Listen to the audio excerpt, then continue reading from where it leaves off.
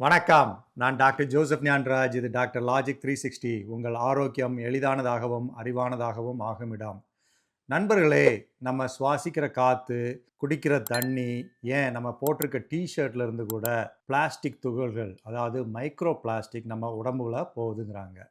இன்னைக்கு இந்த வீடியோவில் இந்த மைக்ரோ பிளாஸ்டிக்ஸ்னா என்ன, அது எப்படி நம்ம உடம்புக்குள்ளே போகுது, அது நம்ம உடம்புக்குள்ளே போகிறதுனால என்ன தீமைகள் வருது, நம்ம ஆரோக்கியத்தை அது எப்படி பாதிக்குது, அதை எப்படி தடுக்கலாம் அப்படிங்கிறத இன்னைக்கு பார்ப்போம். பர்டிகுலராக அதுவும் தமிழ்நாட்டில் உள்ள மக்கள் எப்படி இந்த மைக்ரோ பிளாஸ்டிக்ஸ்னால பாதிக்கப்படுறாங்கிறத பார்க்க போகிறோம்.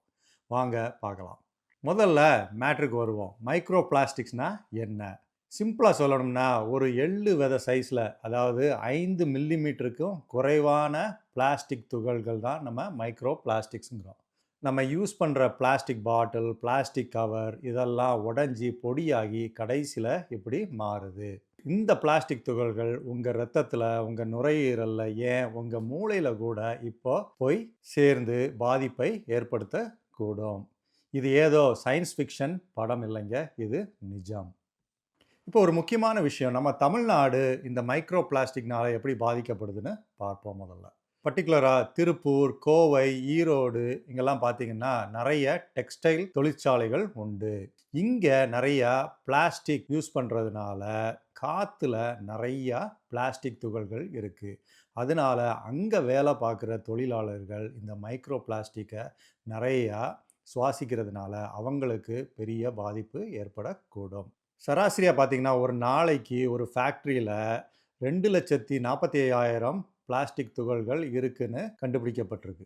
அதே மாதிரி கடலோர பகுதிகள், சென்னை, கன்னியாகுமரி, தூத்துக்குடி இருக்கிற மக்கள் எப்படி பாதிக்கப்படுறாங்கன்னா, இந்த பிளாஸ்டிக் வலைகளை கையாளுறது மூலமாகவும், அதே மாதிரி கடல் உணவுகள் பர்டிகுலராக மீன் சாப்பிட்றதுனாலையும் இவங்க பாதிக்கப்படுறாங்க. ஏன்னா ஆசிய கண்டத்தில் உள்ள கடல்கள் நிறையா மைக்ரோ பிளாஸ்டிக்ஸ் இருக்குன்னு கண்டுபிடிச்சிருக்காங்க. ஸோ இதனால கடலோர பகுதிகள் இருக்க மக்கள் ரொம்பவே இந்த மைக்ரோ பிளாஸ்டிக்ஸ்னால பாதிக்கப்பட வாய்ப்புகள் அதிகம்.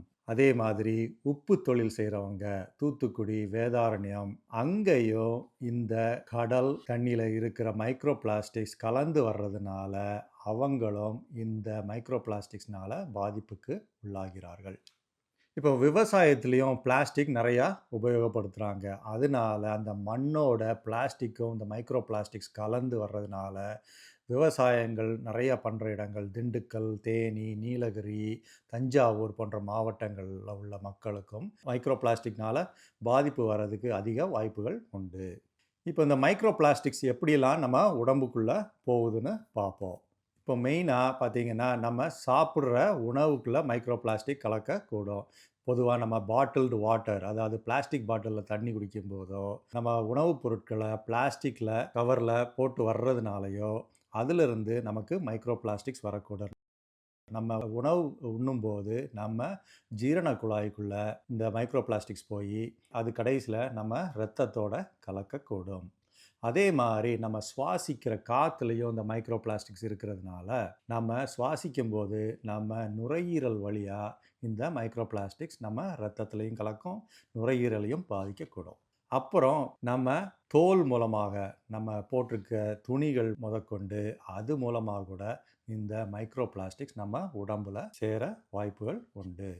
இப்போ இந்த நம்ம உடம்புக்குள்ளே போகிற இந்த மைக்ரோ பிளாஸ்டிக் எப்படி நம்ம உடம்பு ஆரோக்கியத்தை பாதிக்குதுன்னு பார்ப்போம். இது கொஞ்சம் கொஞ்சமாக நம்ம ரத்தத்தில் கலந்து பல முக்கிய உறுப்புகளில் போய் அடைந்து அங்கே பல நோய்களை உருவாக்குது. முதல்ல இதயத்தில் பார்த்தோம்னா இதய இரத்த நாளங்களில் அடைப்பை கூட இந்த மைக்ரோ பிளாஸ்டிக்ஸ் உண்டு பண்ண வாய்ப்புகள் உண்டு. அதாவது கொலஸ்ட்ரால் மட்டும்னால பிளாக் ஃபார்ம் ஆகிறதில்ல, சில நேரம் இந்த மைக்ரோ பிளாஸ்டிக்ஸ் கூட கொலஸ்ட்ரால் படிவங்களோடு சேர்ந்து இருக்கிறது. அது நாளடைவில் உங்கள் இருதய இரத்த நாளங்களை அடைத்து மாரடைப்பு கூட வர்றதுக்கு வாய்ப்பை ஏற்படுத்தி கொடுக்கும். அப்புறம் பார்த்தீங்கன்னா இந்த மைக்ரோ பிளாஸ்டிக்ஸ் பல புற்றுநோய்க்கும் காரணம்னு கண்டறிஞ்சிருக்காங்க. குறிப்பாக குடல் புற்றுநோய், நுரையீரல் புற்றுநோய் மற்றும் மார்பக புற்றுநோய்க்கு கூட இந்த பிளாஸ்டிக் துகள்கள் காரணமாக இருக்கக்கூடும். அப்புறம் பார்த்தீங்கன்னா ஆண்களுக்கும் பெண்களுக்கும் ஹார்மோன் மாற்றங்களுக்கு இது ஒரு பெரிய காரணமாக உள்ளது.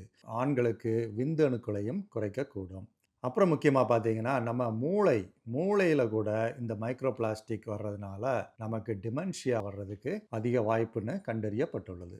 அப்ப என்னதான் பண்றதுன்னு பார்ப்போம். இந்த மைக்ரோ பிளாஸ்டிக்ஸ் ஒரு தடவ நம்ம உடம்புக்குள்ள போய் சேர்ந்துருச்சுன்னா, அத வெளியேத்துறதுக்கு இன்னும் நம்மகிட்ட மருந்துகளோ, வேற எந்த ப்ராசஸோ கிடையாது. அப்போ நம்ம என்ன பண்ணலாம்? நம்ம வாழ்க்கையில பண்ற சின்ன சின்ன மாற்றங்கள் கூட பெரிய அளவுல இந்த பிளாஸ்டிக்க குறைக்கிறதுக்கு உதவும். வாங்க எப்படி இத பண்ணலான்னு பார்ப்போம். நம்ம பிளாஸ்டிக் டப்பாவுக்கு பதிலா சில்வர் அல்லாது கண்ணாடி பாத்திரத்தை யூஸ் பண்ணுங்க. நம்ம வீட்ல ஸ்டோர் பண்றதுக்கு பிளாஸ்டிக் டப்பாவ தயவுசெய்து யூஸ் பண்ணாதீங்க. அதே மாதிரி பிளாஸ்டிக் டம்ளர்ல பாலோ, சூடான காஃபியோ, டீயோ எதுவும் குடிக்காதீங்க. அப்புறம் பிளாஸ்டிக் பாட்டில்ல தண்ணிய தூக்கிக்கிட்டு அங்க இங்கேயும் போகாதீங்க. ஃபில்டர் பண்ணி தண்ணிய குடிங்க. இந்த ஃபில்டர் பண்ணும்போது இந்த மைக்ரோ பிளாஸ்டிக் நீங்க கூடும். அதே மாதிரி பாட்டில் வாட்டருக்கு பதிலா ஃபில்டர் பண்ணின டேப் வாட்டர குடிங்க. தயவுசெய்து பிளாஸ்டிக் பாட்டில்ல தண்ணி வாங்கி குடிக்காதீங்க. அப்புறம் முக்கியமான ஒண்ணு, தயவுசெய்து பிளாஸ்டிக்ல சாப்பாடையோ, உணவுப் பொருட்களையோ வைத்து மைக்ரோவேவ் பண்ணாதீங்க. இதனால அதிக மைக்ரோ பிளாஸ்டிக்ஸ் நம்ம சாப்பிடுற உணவுல கலக்கக்கூடும். அதுக்கப்புறம் வீட்ட சுத்தமா வச்சிருங்க. வீட்ட அடிக்கடி வேக்யூம் பண்ணுங்க. நம்ம தூசியில கூட இந்த மைக்ரோ பிளாஸ்டிக்ஸ் இருக்கு. அதனால வீட்ட சுத்தமா வச்சிருக்கிறதுனால நம்ம இந்த மைக்ரோ பிளாஸ்டிக்ஸை நம்ம வீட்டில் குறைக்க முடியும். ஸோ பிளாஸ்டிக்கு கண்ணுக்கு தெரியாது தான், ஆனால் அது செஞ்சிட்டு இருக்க வேலை ரொம்ப பெருசு. நம்ம வாழ்க்கையில் நம்ம பண்ணுற சின்ன சின்ன மாற்றங்கள் நம்ம குழந்தைகளோட எதிர்காலத்தையும் நம்ம வாழ்கிற பூமியோட எதிர்காலத்தையும் பெரிதளவில் மாற்றக்கூடும்.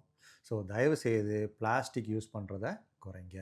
இந்த வீடியோ உங்களுக்கு பிடிச்சிருந்துச்சுன்னா லைக் பண்ணுங்கள், உங்கள் ஃப்ரெண்ட்ஸோடையும் ஃபேமிலியோடையும் ஷேர் பண்ணுங்கள். டாக்டர் லாஜிக் 360க்கு சப்ஸ்கிரைப் பண்ண மறக்காதீங்க. இதுவரை என்னோடு இணைந்ததற்கு நன்றி. நான் டாக்டர் ஜோசப் ஞான்ராஜ். இது டாக்டர் லாஜிக் 360. உங்கள் ஆரோக்கியம் எளிதானதாகவும் அறிவானதாகவும் ஆகுமிடம். வணக்கம்.